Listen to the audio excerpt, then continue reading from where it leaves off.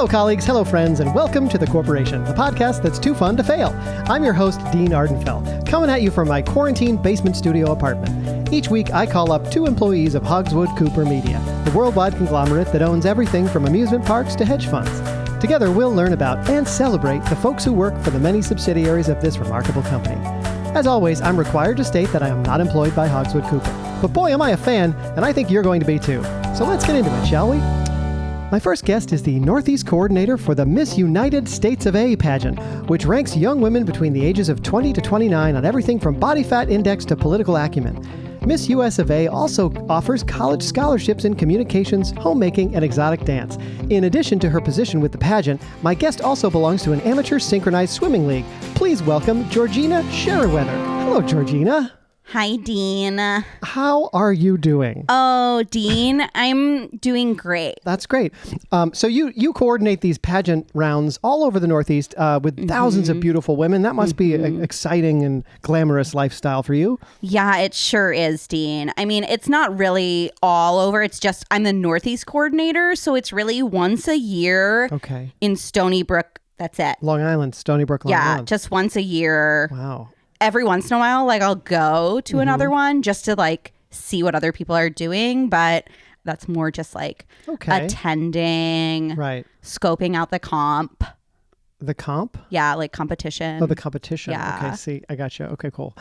So, I mean, and I want to be clear to my listeners that this is not to be confused with the Miss USA pageant. This is the Miss US of A pageant. Yeah. So we started the Miss US of A pageant because we were like, Miss USA, how Miss United States America, like where's the of? Right. So how are people supposed to know? So we started our own. I mean, when you think about it that way, the country really should abbreviate itself USOA. That's what I said. And honestly, that's one of our major platforms. Really? Yeah.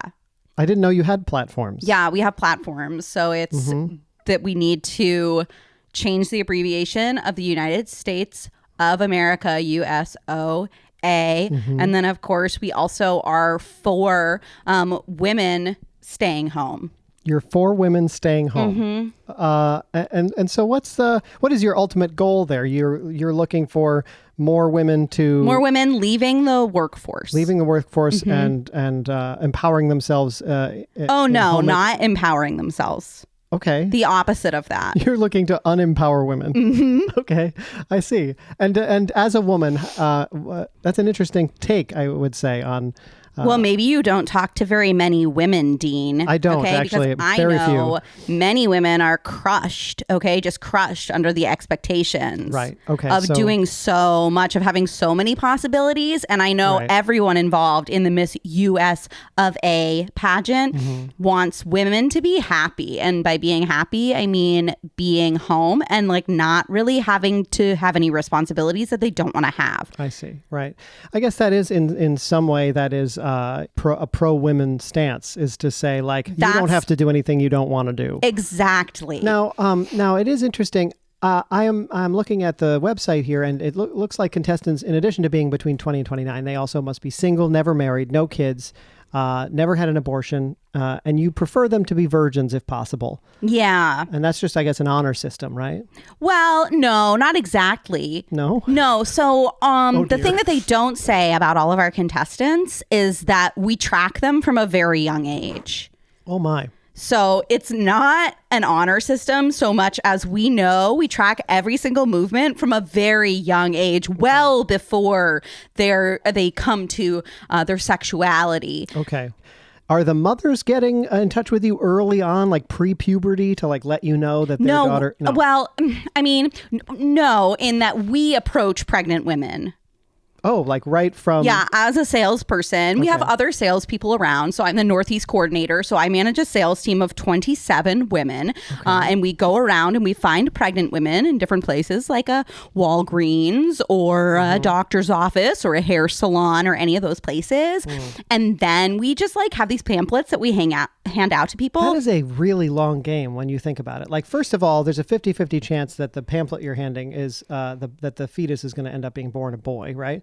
But then on the there's also like I can tell. It's almost you can. Yeah, okay. we can tell. We do a training. By how they're it's how they're carrying the baby. Okay, but also it's like making a whiskey or something where it's like that woman is not going to be able to enter the Miss US of A contest for 20 years, right? That's correct. A 20-year long game you're playing. Correct. Wow. Well, we need to ensure that these women are who we want them to be. Right, by the time they're entering the competition. Yeah. Does that mess with people? I guess I'm just wondering, when a girl grows up knowing that she's being monitored and watched by a pageant, what does that do to her psyche? You know, I would like to be able to tell you that, but honestly, most of the women in our system, once they reach the pageant age, they compete in a few pageants and then they fall off the map completely. From them again, right? Yeah. So there's they just kind of disappear. You don't track what happens to them after.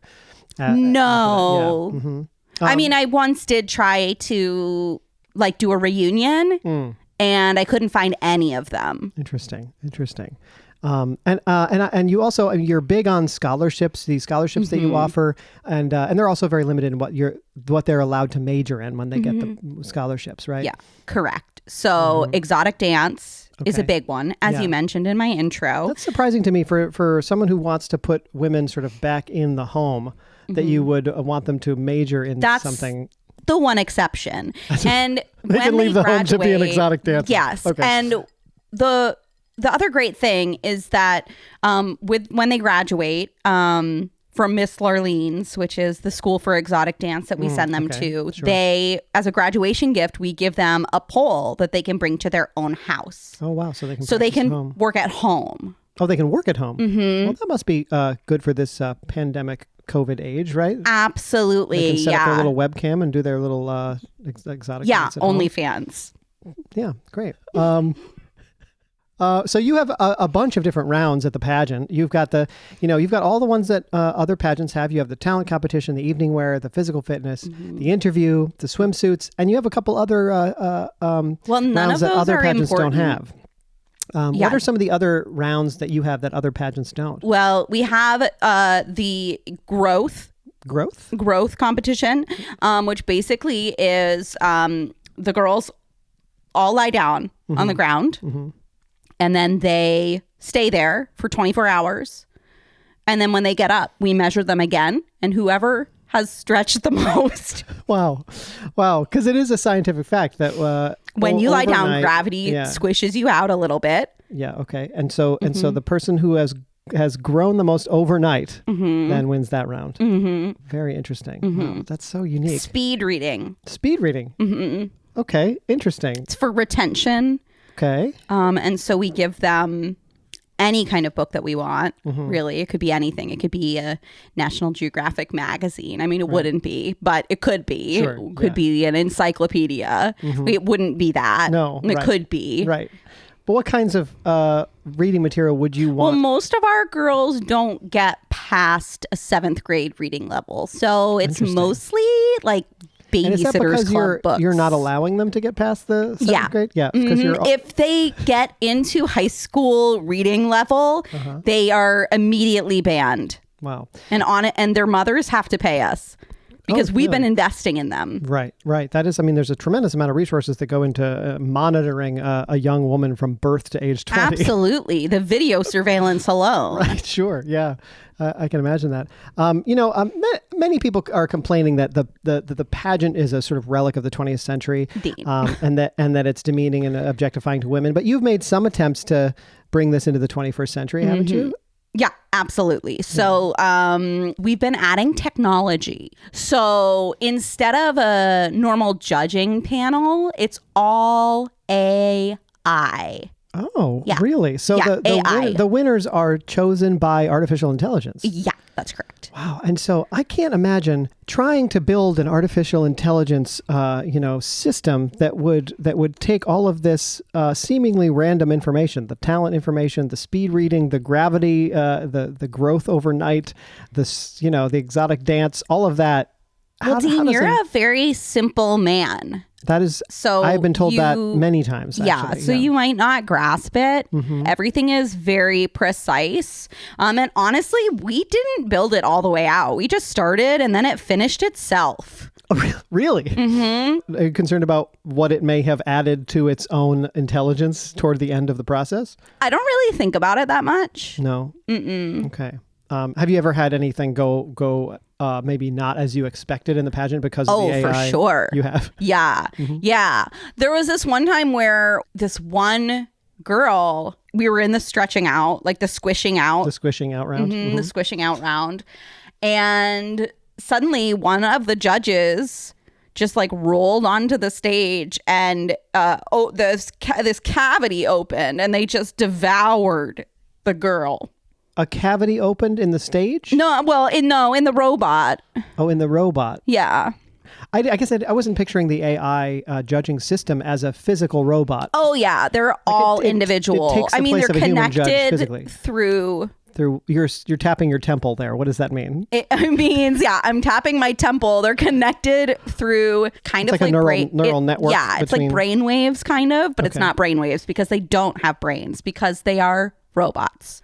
You say they, so there are more than one of these. There are 3, as every good judging panel has, and they all have their own distinct personalities. It's like the precogs in Minority Report are judging your beauty contest. I don't think that's funny. Oh, that is also not the first time that's been said to me, so I'm not surprised that you are not amused by me. This is fascinating, and we're going to keep our conversation going. But first, folks, my second guest today can keep your car running smooth so you can get where you need to go. But before we get to that, let's pause and hear a quick word from our sponsor. Don't go anywhere. We'll be right back. The Corporation is brought to you by Vermont Comedy Club, currently offering online classes and live streaming entertainment like kids' comedy shows at 1 p.m. on Wednesdays and Saturdays, Quarantine, the interactive game night on Thursdays at 7:30, Screenplay, improv comedy at 7 every Friday, and a late-night inspired show called Talk to Us Please on Fridays at 8. It all streams live to the Vermont Comedy Club Facebook, YouTube, and Twitch channels, and you can find out more by going to vtcomedy.com. Stay safe and stay healthy. And now, back to the show. And we're back. We've been talking with Georgina Sheriweather from the Miss US of A pageant. And now I'm going to bring my second guest into the conversation, who works for a totally different subsidiary of Hogswood-Cooper. He's the lead mechanic at the Montgomery branch of Lube Me Up, the automotive oil change specialty shop with hundreds of locations coast to coast. A 2-time Employee of the Month, he is responsible for maintaining dozens of customer vehicles every week. In his free time, he volunteers maintaining Confederate war statues. Please welcome Dale Bucky Sparks. How you doing? Thanks Hello. for having me. This is exciting. Absolutely. Well, thank you. Now, I do have one quick thing that I need to correct, which is that I am a 2-time Employee of the Month, but it was the same month. So I don't know whether that counts as 2 awards or just the 1 award. How did you get the Employee of the Month twice in 1 month? Well, it was a clerical error, but it was sort of favorable, and I just figured the hell with it. I'll just hang both plaques. Do you believe the entire thing? The fact that you received any award at all was a clerical error, or was just the repeat that was a clerical error? Well, we run a pretty small ship. I don't like the term skeleton crew, but we don't have a lot of people working there. So winning is not necessarily a clerical error. Winning twice in a month, though, you don't see that a ton. I will be honest. You don't see that a ton. Yeah. Well, for a monthly award, I'm sure. Yeah. Yeah. And so do I call you Dale or Bucky? Which would you prefer? Bucky, if you don't mind. Absolutely. Yeah. The only person calls me Dale is my wife, Crystal, and that's only if she's super pissed. Okay. Well, I wouldn't want to do that. So you're the lead mechanic at Lube Me Up. You're getting people's cars running smooth and back on the road. But, just digging into this Lube Me Up place, a lot of people talk about these chains that you pull your car in and you get a quick oil change right away. And, these places like Lube Me Up have been accused of like being a little bit predatory, recommending pricey and unnecessary procedures for the car, Yeah. Also, we have been accused of being predatory in an interpersonal way as well, between the staff and the customers. Yeah. Okay. I am not confirming or denying that that's the case. I'm just saying that's what we've been accused. But you're saying there have been just as many complaints lodged against your staff for being personally predatory as professionally predatory. Probably 60-40. Yeah. In which direction? It depends on the month. Right. Yeah. Okay. In the warmer months, the guys tend to get a little friskier, I'll be honest with you. Something about springtime, Right. Alabama's gorgeous in the springtime. I bet it is. I bet it is. Because I grew up in part of Alabama that is literally, it's Wilcox County, Alabama, where I grew up. And it has been for, I think this is the second year running that it is considered the worst county in America to grow up in. Yeah. Really? Yeah. Wow. I mean, there's a strange pride, I would take in that almost. It's kind of like if you took a picture of pride, the photo negative of what that would be is kind of how we feel. You know what I mean? Like light is dark, up is down. I mean, what you're describing is shame. Yeah, well, I suppose that is what I'm saying, yeah. Yeah. Ooh, I got a little emotional. I've never had a word for it, you know what I mean? I didn't grow up with a lot of tools around expressing myself, emotionally. So that's kind of nice. I think I will use that. Shame. Can you hang on for 1 second? I got to get a pencil. Yeah, sure. Yeah, while you do that, wait. Mm-hmm. I'm sorry to interrupt you, but I just wanted to say, in Wilcox County, which is, as I said, pretty goddamn terrible. I grew up in a town. You're not going to believe it, but it's true. You can Google it. It's called Pineapple, Alabama. And then here's a crazy, population 132. Real small place. Not a ton of jobs. So I moved to Pine Hill, Alabama. That's where I worked in my first Lube You Up branch. And that's where I pitched a slogan, it's a fluid situation. That's what I thought. I'd said, lube you up, it's a fluid situation. And they hated it, but the corporate hated it, but they did see something sort of potential in me, and that's why they moved me to Montgomery. I see. Anyway, that's neither here nor there, I suppose, but that's how I ended up there. So you got out of Dodge, and I was under the impression it was Lube Me Up, but is it Lube You Up? I guess. Oh, well, it's whoever shows up. Oh, you're talking about the brand name. It's Lube. It's Lube Me Up. Yeah. Right. I said Lube You Up. That was I said that in error. I think I was still thrown because of that shame thing, if I'm being real honest. Sure. Yeah. Well, I do want to ask you because you've been pretty outspoken about, and just absolutely adamant about just not wearing masks at work, even though it's required by state law, and shaking your customers' hands at the end of every transaction. Yeah, whether they want it or not. Yep. Yeah. That's our policy. I want to just ask you if you just thought I would get you talking about what your feeling is on this whole, government overreach, state regulations requiring that people wear masks and all that. I don't like it. I think that it is a travesty. I think that it's pathetic. Basically, you're right to not get sick with a virus that no one understands does not trump my right to not wear something that makes my ears hurt a little bit after a while, and that makes me basically I end up smelling my own breath the whole day. Like, who wants that? That's got to be worse than any virus. You know what I mean? Right. Yeah, I mean, it's just like they're saying. Sometimes the if the cure is worse than the disease. Oh boy! Sorry, okay? I didn't hear what you said. The cure is worse. Cure is worse than disease. Yeah. If the cure of keeping a mask over your face all day is worse than the disease, then what's the point? Why are we doing all this, right? Yeah, and people say that wearing a mask is not about you; it's about the rest of the people or whatever. But I also think there's something to be said for you got to know what kind of emotions I've got on my face. Like this is a people business we're dealing with here. And if I'm smiling, you better damn well know about it. And if I'm not smiling, you better damn well know about it. And I tend to wear big sunglasses when I'm at work. So if I have a mask on, you can't tell what I'm thinking. And that just puts people behind the 8 ball emotionally. And that's a concern I have too. Dean, can I interrupt? Oh my God, is that your previous guest?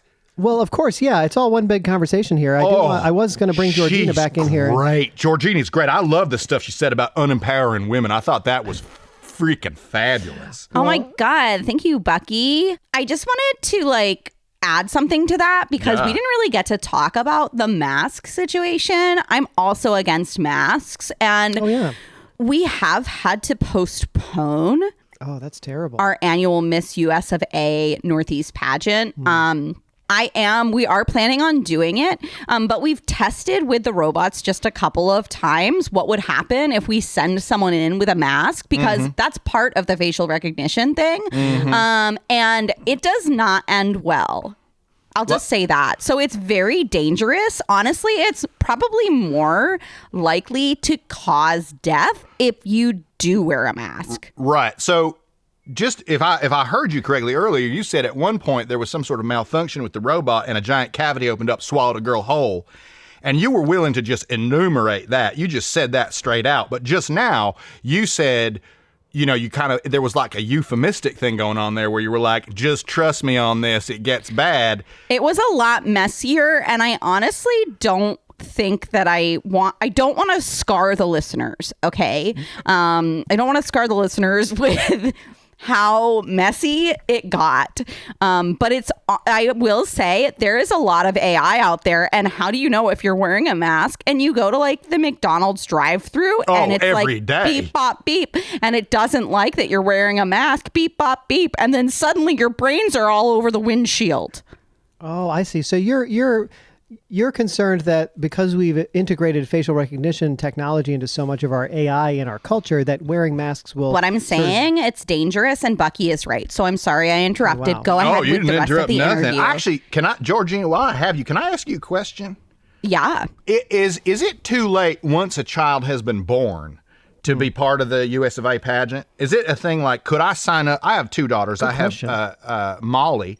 And I have Tamara, which is long for Tammy. And I was wondering if I could sign them up. Well, how old are they? There's a certain cutoff point. Oh, There's okay. A cutoff point. Molly is 5, and Tamara is, I want to say, 8. It's a little bit too late for them. Fine. Then honestly. Molly is 3, and Tamara is 5.